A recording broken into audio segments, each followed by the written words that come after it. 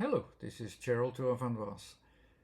It's very accepted that intonation is meaningful, that tones can be used in a meaningful way, but regarding letters, they are not really associated with a meaningfulness, except that there is, it is used in a certain practical way, but that's about it. But every character of a Roman letter, every character of a pronounced sound is meaningful and has a confined meaning as well.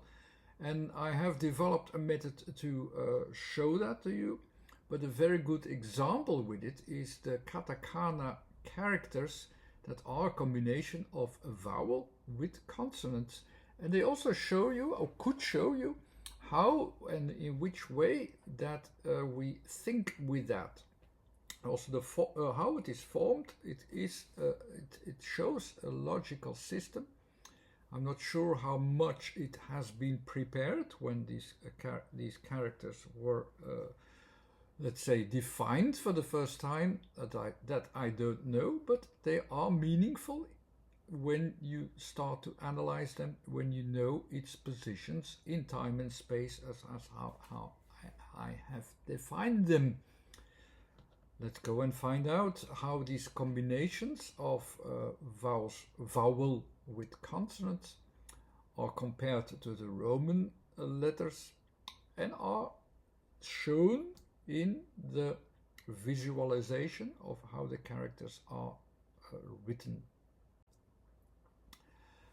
What do you need for that? What do you need for that? Now, the way how we use letters as an orientation is very unconsciously, but it is like a balance between the letters, and this balance is heard, but it can also be visualized. The characters of certain characters are defined by an association of everything which is very directly near where you are. And a lot of Roman letters are associated with that region.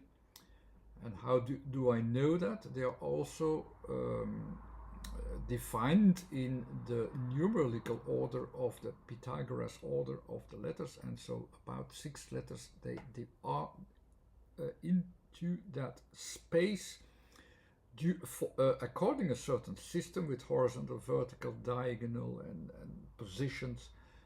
You can define them in a stable space where you see the letter A here. Now the general orientations are a bit associated with vowels. So let's resume all these vowels. The A or the A really defines the space before you. When changes happen and so on, and we deal with changes and so on, we are already in a different region, and we have to make a distance from 2 positions, from a starting point and where it evolves towards, and we use 2 different vowels for it. The E for the starting point of this time schedule, and the O as the ending point of this time schedule. While the E is the last vowel. That's from the 4 most important vowels. It's about context and so on. It is associated in the 3rd category, where you also have and can find a lot of other characters from the Roman script in the numerical order. I could define each of these letters also according to size and so on. So you have also the definition of U or U, which you can see there in the background, or the Y, which you see there in the background, as a bridging letter, a bridge towards positions that you do not have immediately. So the letter A is the stable space before you, but the space is not stable and there are some changes. So a compensation for that is defined in the letter U. That's basically the vowels resumed, all the vowels resumed in the system of orientation in time and space, where you see these letters, where the orientations, the foundations are lying. All the Japanese and Chinese characters are in the second square that you see there. So that means in the position, in the timing schedule, where you are timing yourself towards the end position, towards the other person, towards what you need to do, towards the positions in timings that you can use in general.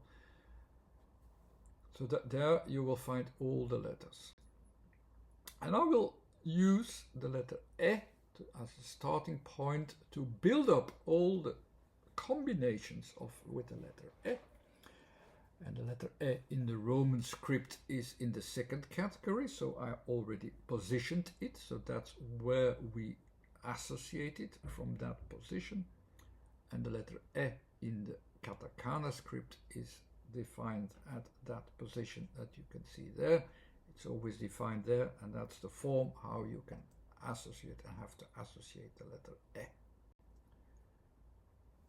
From the Roman letters we have, of course, the E is just the first position. It starts from space, so the letter E starts from space and goes in all forward to all the changes. It takes its time, it goes to all the changes, and once it has a position of the changes, it knows where it's going to change. That's defined by the letter O. And these two letters, they can be derived to the essence of timing in E. So the timing starts. Once you need timing, you need the letter E. And once you find where the timing ends, to the moment, so the horizontal timing direction is seen in E, and the vertical direction of the timings, or the moment that is defined in the timing, is defined via O. The same thing can also be found in the character of the Japanese script, in a combination of the moment, so the moment where you have to land to, the top horizontal is the specific timing that you need. This defines it. This is a specific time that you need to define which moment you need and which moment you can define. So while the E in the Roman character is starting from our space, so we start a timing schedule without knowing where it goes to. In the character script of the katakana, we have to know what we need to do with a starting point. From a starting point to an ending point, we need a specific timing. Of course, both of these letters also have the element of cause and effect, and this lies on the infinite. So it can start from anywhere, cause, and can have any effect anywhere. The only thing we can use is the specific timing from what we are dealing with it at that moment.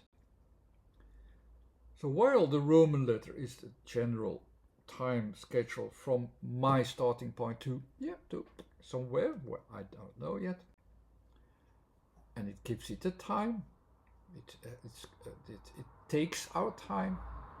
That's our definition of the Roman letter E, where we find the moment in O.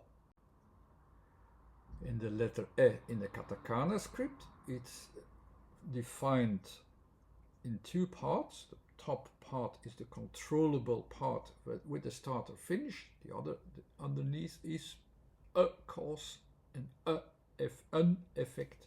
That's a bit more uncontrollable. That's the longer line in beneath. That's how you have to. Can you remember it? And that makes sense if we start to combine meanings with these letters. The Roman script or the katakana script, both of them are dealing with the same sound e, where the position of the Roman letter starts from my association of it, from where I stand, and even I want to see space before me. I still have to deal with the progress that is in time. The e in the katakana script is already in the position of where it is going to land and make associations from one region to another, and also be able to go from one area to the other, as you can see in how the letter looks like. Each of the letters that can be combined with a vowel are actually more or less orientations. What can I do with it? How do I orientate with it? In e, it is about timing, so it is about what can I do with it after a while, and what can I achieve with it, and so on. All these aspects are visualized and are tried out to see, like, okay, what can I do? What shall I do? And all these letters in combination, the K, S, T, N, H, M, Y, and R, are useful tools to position our eyes and ears towards the conditions that we understand, the conditions to make it also. And the K is always the first breaking point, and it says, when do I need it? So with the E, when will I need it? The S in a way is then the background. So it goes locally first and say, okay, what is there something I need to do with the K? S is okay, but what will happen? How will it happen? What is actually going on? And that's a different orientation. Then it goes back to the local. You say that, but what is really there? What is really needed to go towards that point? I will use the T, and then we also see what we will receive at that point in time with the N.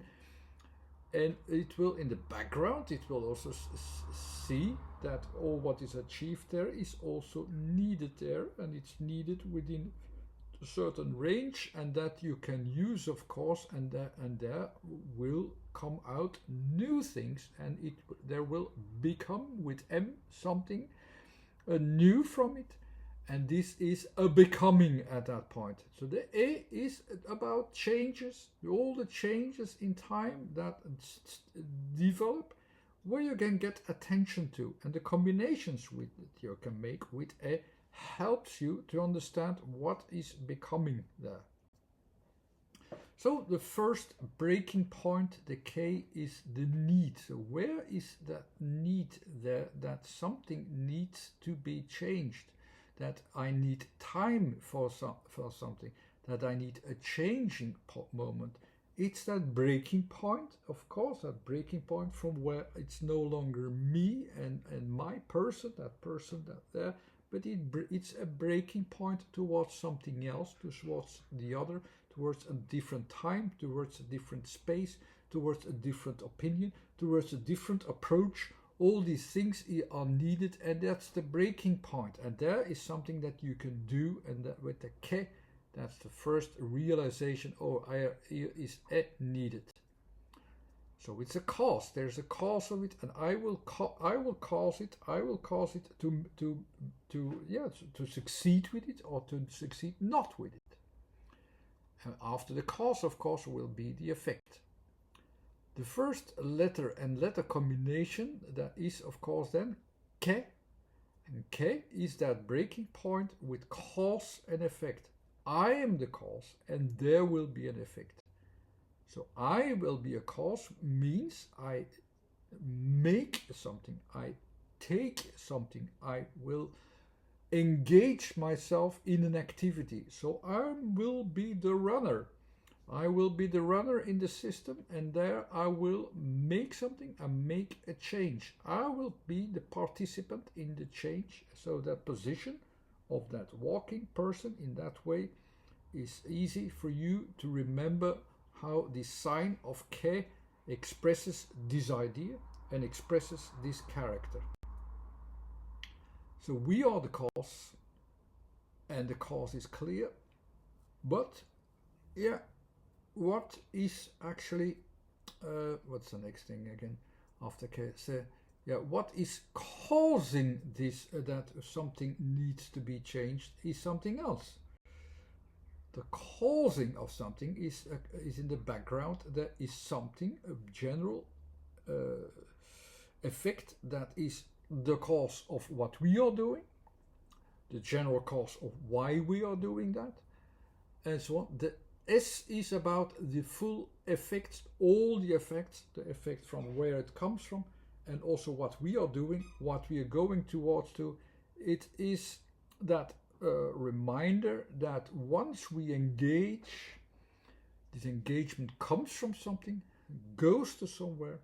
It has these stages of development, and the cause and effect will be important, so that we not only make the cause, but also will be aware in the next step of the effect. The effect is expressed in this letter, the se is expressed in this letter. What is it after the engagement? It is the engagement with the idea that we have to cause, and not just to have to cause a causing activity, but also cause an effect. We are focusing here on an effect, and we want to produce as much effect as possible. So the engagement itself is, yeah, go for it, but you want to cause as much effect, and it is, yeah. You see, that's the difference between ke and se. So the cause is even engaged much more, and with much more effect. But what is really producing a good effect? What is the best effect? That's the next thing, of course, because it's not just, I want to have an effect. We're not an idiot, so we have to focus on what kind of effect do I want to produce, and what is producible, and what is a good effect, what effect that I have, what is my focus here, what will be the next focus that will help me here. Next focus is, of course, the focus on the position. I want an effect, not just an effect of everywhere, but an effect on a certain place, space, position, an effect on a certain function, cause and effect to something directly. The directly idea of the direction of the directly focus is the letter T. The letter T is in the position of space, so it's in the first of the three positions that I have. So it is expressed there in the Roman letters. It's there. It's that position in the vertical that says, okay, I found my position. I found my position. I have a position. I'm focusing on what I want to achieve. That's what I have. I want to pursue. I'm not just engaging. I want to engage as much as effect. I want to engage to a certain position that is reachable and that I want to reach. Of course, this will also be engaged in that timing aspect. We are talking about timing. The T was about placement, and the letter T in the Roman letters is about placement, but the letter the letter E is about timing. So T plus E is a placement in timing. So we have to jump to what will that do in the timing? What will that placement do in timing? What will a placement of engagement of wanting to change do in a timing? It will be a displacement. It will be used not just to make it a different place, but to when we engage something, we want to have it, to get it a better place, to uplift the place, to engage it into what uplifts it in a way. And that's what expresses the te as, or that you can associate this katakana character, you can see it uplifts and it makes something from it. It places something in that engagement of activity, of production, in a timing process. And then, of course, we reach a higher point. So we had already this engagement, ta-da! We had that engagement of ta-da! And now it is ta-da! And we go to a better place. That's the te. But if you want to have a very good impression of what is the kind of thing we want to reach, it's not just any effect. It's not just an effect of an uplifting something. No, it has to be a concrete aspect. So between the cause and effect, between the cause and ending, there is a period that we focus upon, that we want to reach, that with a highlight, a moment, and it defines actually how far we want to go with it, because it's also there is a reach, a certain reach of height of what we can reach. We can jump up. We cannot jump forever and go to the moon. No, if we jump, it has a certain effect with a certain range. Here we come to the range, and the range is actually the next focus, the realistic focus on what we want to reach. Not just not just but up until here. Nee. And nee is that limited reach. It's the maximized and minimalized effect of all the results that you can achieve. And that's what is presented, or can be presented, or can be associated, and can be understood from here with that character. So the before and after, the effects are controlled at that point. There are the reach, they reached their borders and so on. So, okay, now the next letter will be here, okay, I forgot to express it. So once you have, of course, reached your jump, the next part and the next idea will be the gravity will become larger. So there will be a point where you have to step down and have to see, okay, what did I reach? So I reached the height, but I also will reach the ground at some certain point. I will reach a reality. I will reach an effect. If I just jump and then don't care what happens afterwards, you will have a very bad jump. The jump will be nice, but the fall will be not very good. So the fall itself, so the no aspect here, it is the nee aspect, will be important as well, to see, okay, what was the thing that your limit that you could reach. So here you start to go to the limit. What is expressing better the background of all the limits than the H? H is it's about the breath. It's the breath of space in which everything is vivid. So it is a range of between two borders in which something has a good tension, has a good balance. That's it. So you know which H, how far you can go, and how far the reach is viable, how far the reach is actually doing well. The H in the Roman letters is in the background, is in the third section, so I have expressed it there. And so it is living in the background, and it is inspiring you in the background, and it says, okay, here within this space, there is something that I could reach. So that's where the H, the he, comes in. And this is the he is about the productive jump, let's say. This is how far you can get things done.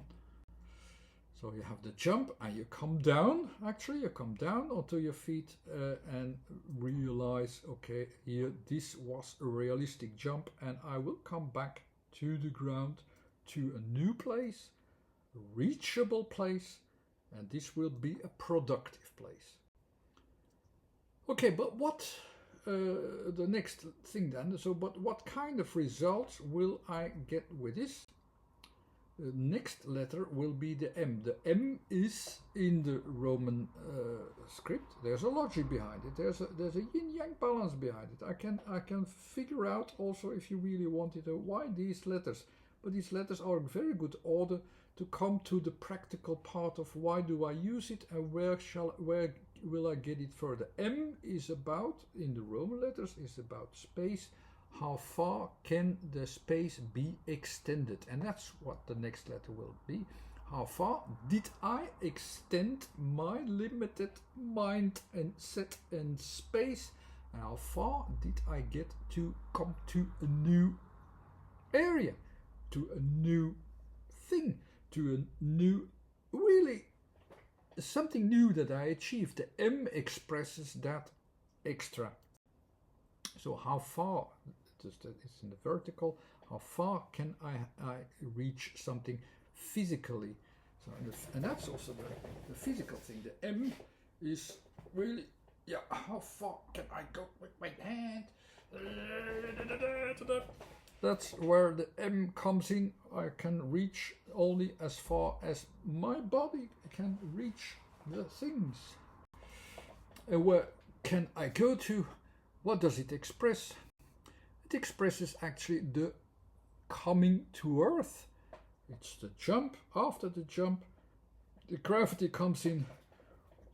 We more or less see what kind of space do we reach with H. And with the M, we will come down and will have come to the extra space, to the extra, the extra reach that you have there. It's also breaking point, a physical breaking point to your normal reach, of course, as well. That's the me. And the end results of that will be a conclusion of your talents, how far you could reach. And how far could you reach? That's always expressed with the R. The R is the connection between all the elements that you have and really the vivid connections and connection points that you reach. It's that point of reach. The R is like the whole circle around you that you can reach by your movement. By your movement. That's the R, and that is expressed as Re. So that you can also, from there, you reach that point and you can also continue that point. You can re-engage, if you like. So, and then as a last thing, as bonus, I will also express to you that old character of the E. It's, you have again the idea of every character in the katakana as well. Is a forward move and a backward move. That's the top thing. And of course that reach of repetition, that reuse is there as well. It's a reuse in the whole settings, can be understood from there as well in these drawings and background. So let's resume it very quickly. What we do we have with it's in every letter is this purpose and intention of going forward and taking a step back into a position where you have to cross something, you have to cross worlds, you have to cross working fields, you're going to reach something new, something else. And what do? You engage first. So you engage, you have the power, you engage your power, you maximize your power with se. You reach the maximum of reach of the point of reach with he.